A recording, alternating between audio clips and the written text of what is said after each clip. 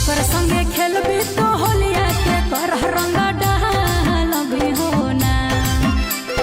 केकर संगे खेलबी तो होलिया के कर रंग डालबी हो ना।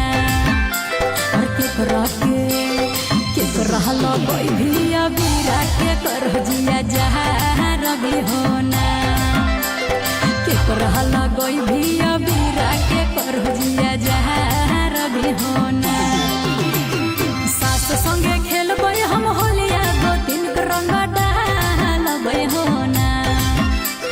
सास संगे खेलबै हम होलिया दो तीन रंग डालबै हो ना।